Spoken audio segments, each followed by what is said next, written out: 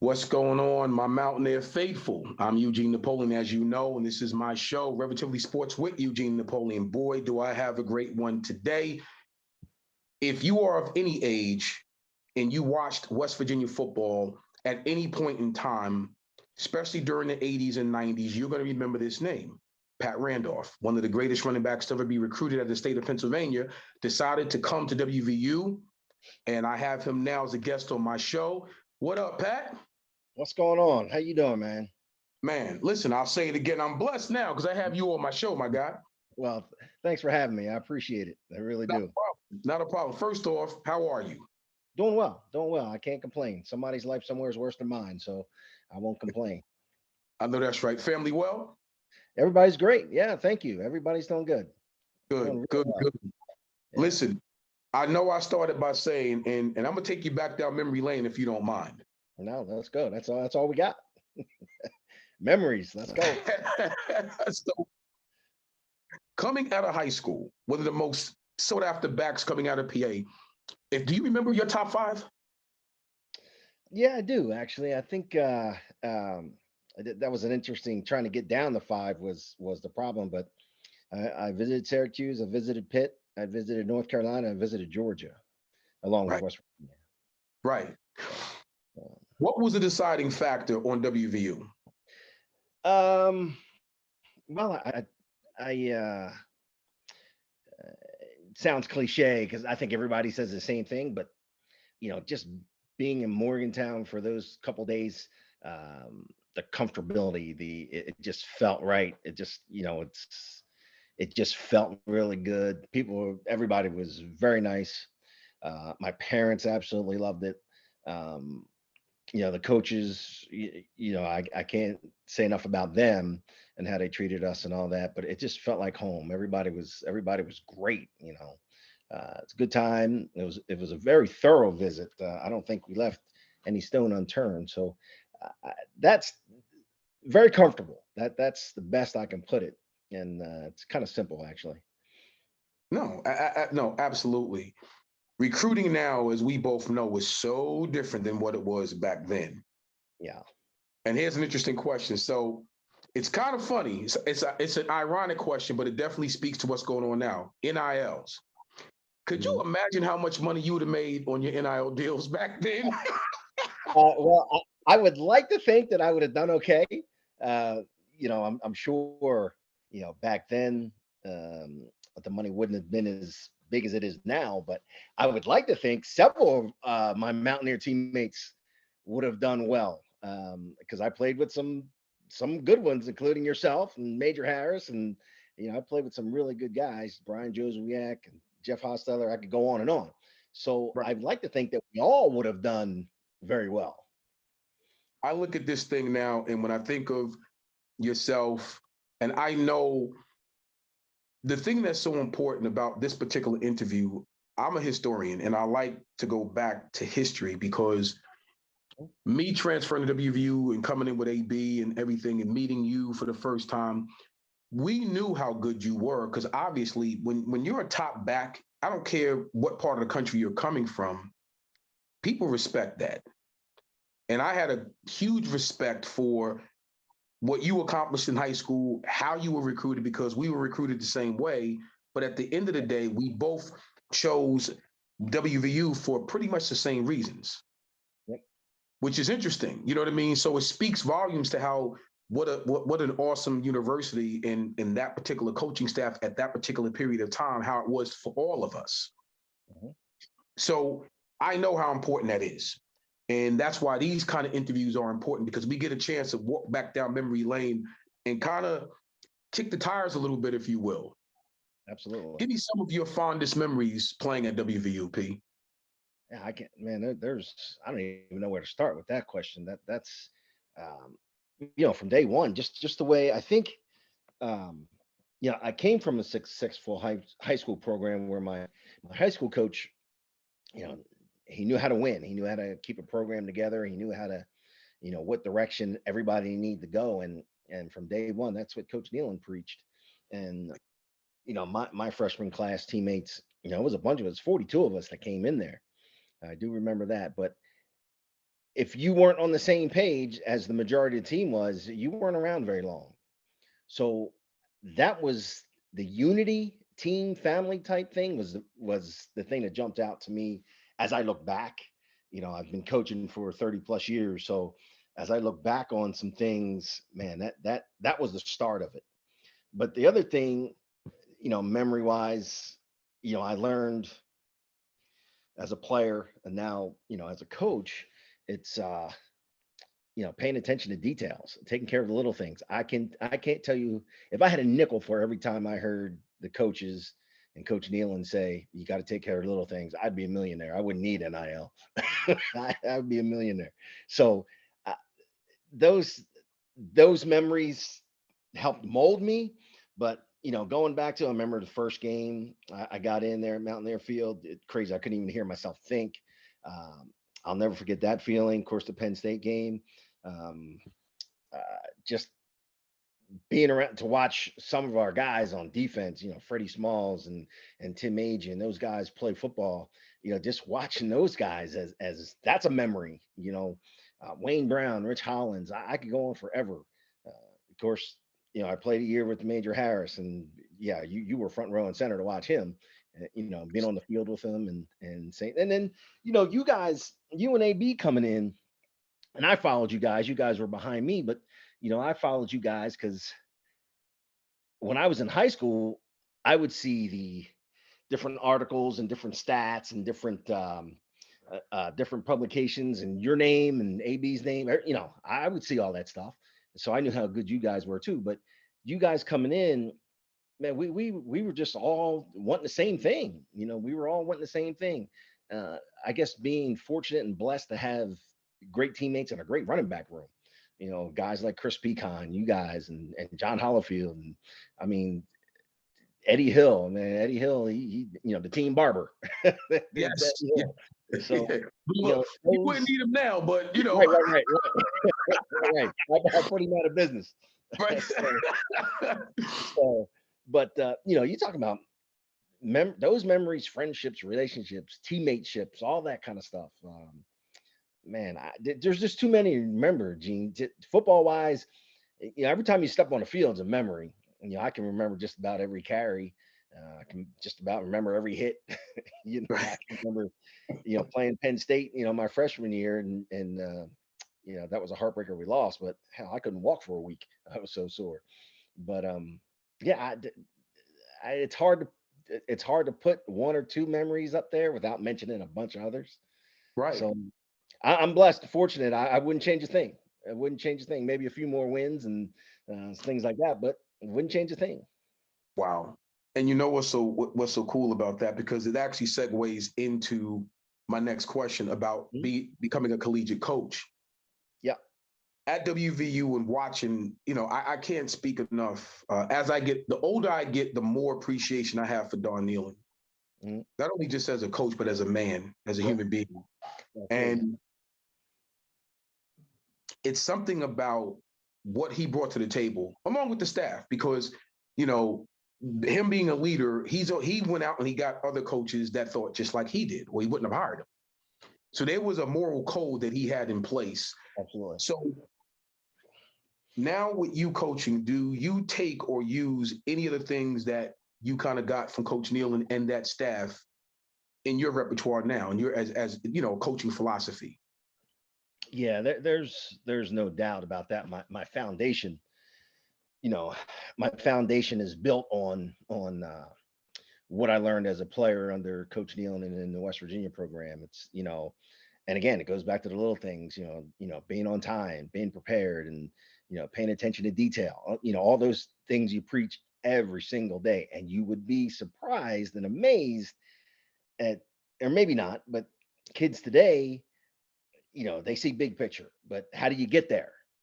Right. They see big picture, NFL and all that. Okay, so what are you going to do to get there, and how you going to do that? And goals. He was big on Coach Neal was big on goals. It's those types of things. So my foundation was built in Morgantown, no question. My high school coach was very similar, very similar. So I had a good start as far as coaching goes. But if you don't take care of the little things, the big things will never come. Right. They'll never Wow. come. And that's important because you've been coaching for 30 plus years, man. Yep. Yep. And I knew you as a teammate, as a player, and a person that you don't even know this. One of the things that I used to watch you, especially when we first transferred in, because we had to sit out that year. Yeah.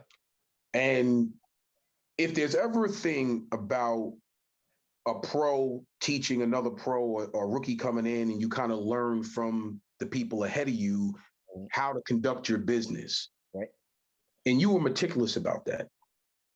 So I used to, and it's for me, I was fortunate to play at St. Joe's in West New York, New Jersey with Mhm. teammates that some of them were very similar in that aspect.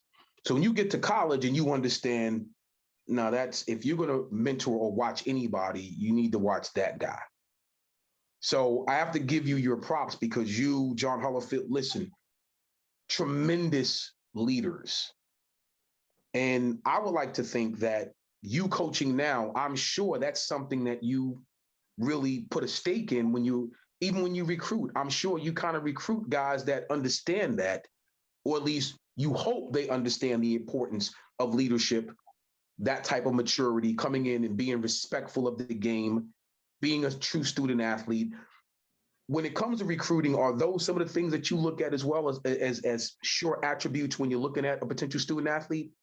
Yeah, I think you kind of are touching on a point that is very troublesome, for lack of a better term, very troublesome. But I went in there, watching Tommy Gray and Ron Wolfley, and I did the same thing you did, and John Hollifield was there a semester before me, so he had a leg up on what to do and how it was going to go, and John, tremendous, very quiet, but very tremendous competitor, as you well know.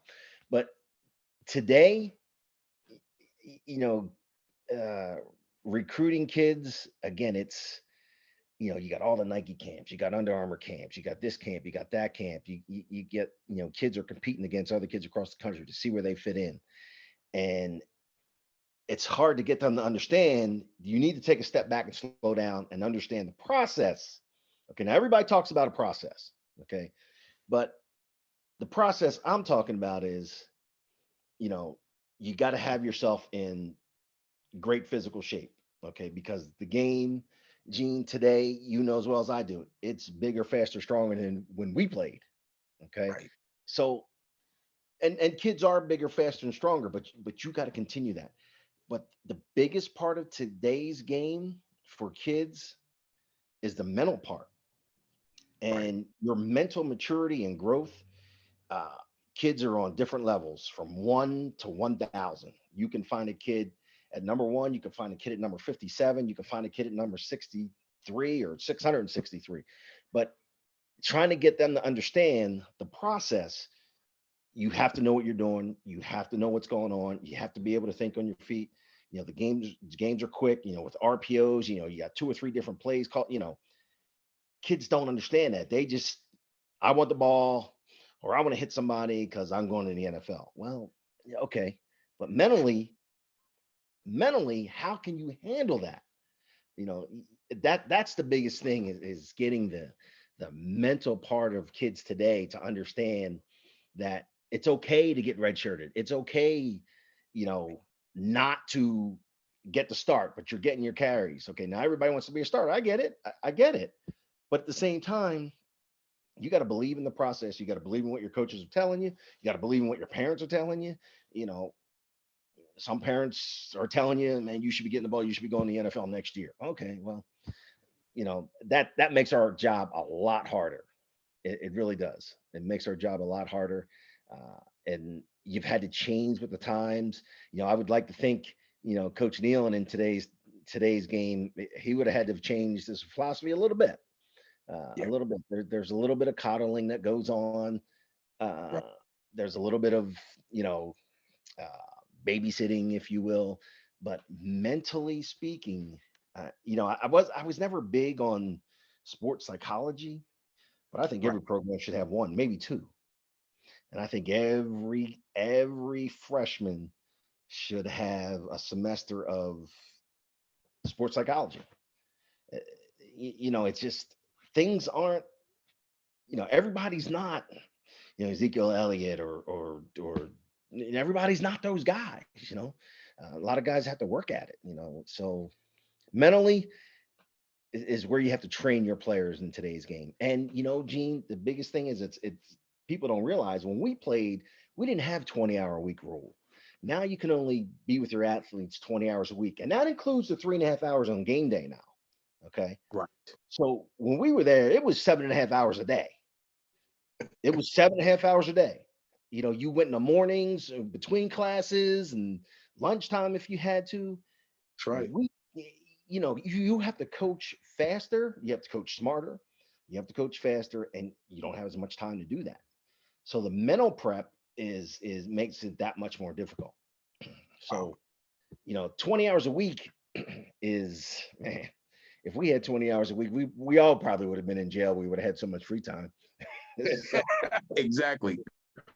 You know uh, what's so crazy about that? And I'm glad that I'm a stickler for that word, process, because yeah, everything's a process. yeah, there's no doubt. And I'm glad that you said that because you're 100% right, P. I think a lot of times, you kind of miss the boat if you pick the wrong school in terms of recruiting and you pick the wrong staff because of the transfer portal. Yeah, You know, it's not as bad as what it used to be, obviously, when we were in school, because if you transfer, you have to sit out. Now you can go someplace. And if you what is it, a two, if you hit the transfer portal with a 2.4 or 2.0, yeah, you're eligible. you're eligible. Yep. So kids, they make a mistake and wake up on a Sunday. I want to get out of here, and they go on Tuesday. Yeah. Okay. See, that's the biggest problem. That's the biggest change.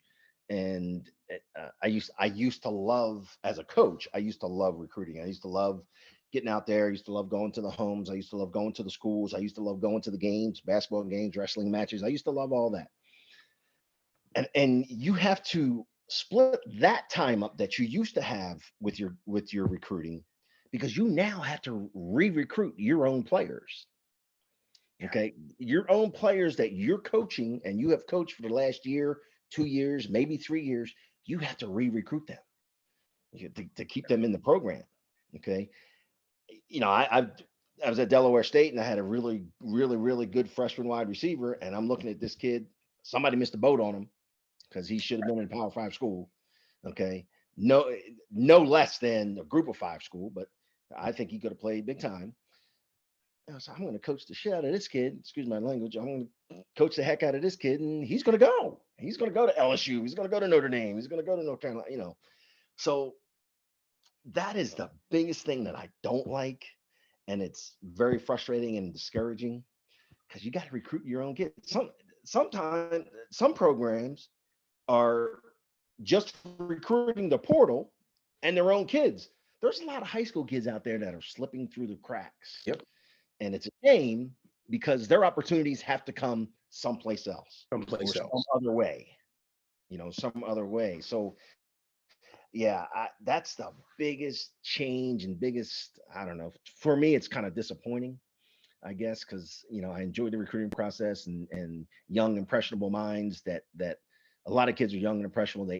They're grasping on they're hanging on every word you're saying, and you got a chance at those kids and develop those kids and see them through. Now, man, what are you going to do? You're going to recruit John Doe out of high school versus a backup player that's been coached by Alabama at the same spot. I mean, what are you going to do? Yeah. You don't want if I'm in West Virginia, well, I don't want Iowa State getting them. I don't want Baylor getting them. I'm going to take that kid. Right. That high school kid. Well, here's a walk-on invitation for you. Right. What else Yeah. you gonna, you know? I mean, you're going to So, take a proven commodity versus someone that, yeah, someone that's had college coaching and that experience. It's a necessary evil. It's a necessary evil. And the portal, I get it. Coaches have done it for a long time. Coaches would leave programs, not coaching the bowl games and do all that stuff, and the players are like, "Well, why can't we do the same thing? You guys can do it." And I get it, and that goes along with the NIL. Get all you can get. I'm happy for them. Get absolutely. all you can get. Break me off some, but get all you can get. Get all you can get. So, I mean, I'm happy for him. I really am. I was reading an article this morning. Caitlin, the basketball player at Iowa State, Yes. her NIL money, good for her. Yeah. She's making a lot of money, and I would stay in college too if I'm making that kind of loot. Listen, I was telling my wife the same thing. The top 5 or 6 players that are making this type of money. Yeah, And sheesh, yeah, like you said, and the funny thing is, if they do it right and you have a financial advisor and you learn financial literacy, guess what? You're set. you're set You're at set. 18 years old, 21 years old, 20 years old. Yeah, If you do it right, you should be good. get You all know you what I can mean? get. That's why they said, she should go to the WNBA for what? The highest salary contract in WNBA is 250,000, 253, something like that. She's making $1 million Yeah, absolutely. just by doing Absolutely. nothing. And she's got endorsements she still got to sign. Absolutely. So So those sort of things, yeah, like you said, if you know how to take care, well, if you're taught how to take care of your money, yeah, you should be straight. And I'm straight. that's the period. That's the thing that for our era, moving to where it is now, we set the precedence to where it is now, and I thank God for that because the foundation had to be built somewhere. Yeah, right. This was way back when, so here's Yeah. where they can step on top of that. That's a good thing. I have a few more minutes here. I want to ask you something that plays into all of this, Pat. And again, this speaks to who you are as a person. You were always upfront, always willing to help, always real about everything. How difficult is that when it comes down to a player coming into your office and saying, "Coach, shoot me straight. What do I have to do to get better?" Hmm. Um, yeah, those conversations actually, Gene, those are the kind of conversations I enjoy mostly. Because the first things first, okay, you were gonna come in my office and say, "Hey, coach, how can I get better?" Okay, so first thing off the bat, okay, this kid cares. He cares enough to come in here with, kind of his head down, but he chose to come in and talk about it.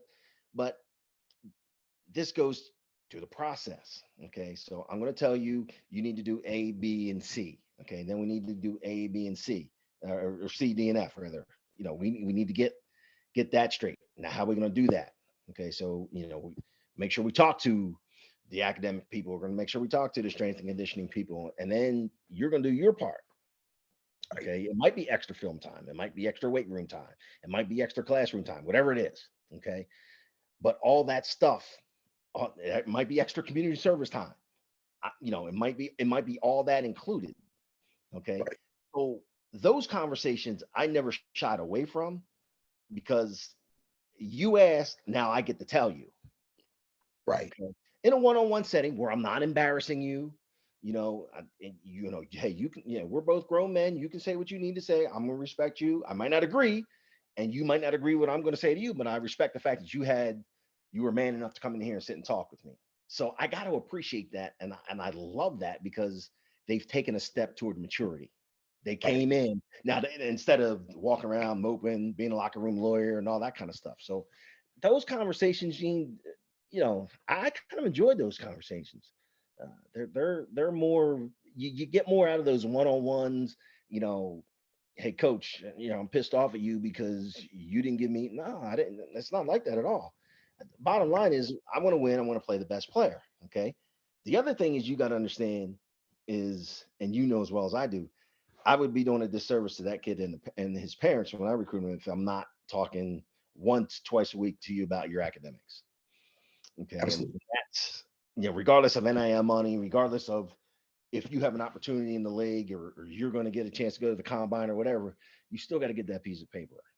And I always tell the kids I recruit, if you don't get that piece of paper, I'm going to be disappointed in you until you get it. And that could be 20 years down the road. Last year, I had a kid call me, says, "Coach, I finally got my degree." I said, "Good, I can finally put you back on my Christmas card list." So, Love it. so I mean, so that's important to me too, especially the players I coach and recruit. I want them to graduate because I want them to say, "Man, I did something that no one can take away from me." Okay, that's important to me. Okay, so those kind of conversations, yeah, what do I got to do to get better? Yeah, I'm gonna tell you, you're not fast enough, you're not strong enough. Okay, you're not smart enough, you don't watch enough film, you don't study hard enough. Uh, we can Wow. go back, and look at the grades. We can go back and look at it. So, that's the part of coaching I like. And I like, but it's so different, Gene. It's so different. Um, that you look at the average age of the head coaches now is somewhere around 40, between Yes. 40 and 45. I mean, that's some of these young guys I don't even know. Yeah. Yeah. So, No. but it's I love the game. I would love an opportunity, one day or someday to get back and work with the West Virginia program. I would love to coach there, but none. It doesn't have to be that. I would like to just be involved somehow. Right. Because I miss that place. And being coaching for all these years, I've only been to a handful of games. I was just going to ask you that. Yeah, I've not been to very many games, a handful. Been to a couple bowl games. I had an open day game. My son went down on a recruiting visit, and that's about. I saw them. They came up to Temple one year. I saw them there. Right. That's at 5, 6 games maybe in 30 years. Well, you know what that means, right? Yeah. So that means road trip. Yeah. Now I've been to a couple spring games now, and I plan on going this year. I've been to a couple spring Well, games, but I missed the place. I'm every chance. That's why I always pray when the schedule comes out that there's Thursday night games on there, so at least I get to watch them. right. Get turn TV Right. on. So Well, I'm yeah, gonna tell you what we're gonna do. I can't wait for people to check out this interview, man. And we got to make sure that hopefully we'll get on each other's schedule, see if we can get in Morgantown one of these games this year, Lord's will. Because and I'm doing the same with my son. I'm checking his schedule with Sacred Heart and making sure that there's no confliction there, so I can. So yeah. I appreciate I've you, been man. following him. I've been following him, Gene. He's doing well. He's doing Yeah, really well. he's Yeah, enjoying. Listen, he's enjoying it. yeah. He's enjoying it. And I He's think young and he doesn't know any better. He doesn't know any better. that's So, it. That's it. but he's doing well. And tell him I said, hey, I've been following him. Oh, I've been listen. following him since he was at Susquehanna there. Yeah, no, I definitely will. P, I appreciate you, man. Thank you for taking the time to jump on. Yeah, man. Anytime. I'm glad this is taking off for you, man. This is definitely you. It fits you well. No, It fits you well. I appreciate you. I appreciate you. Yeah, let me know how I can help, man. All right. Got it. Thank you. Hey, West Virginia fans, Pat Randolph. Man, thanks for having me. I appreciate you. You got it. I'll see you soon. All All right, right, brother. love you. See you. You too, man. Peace.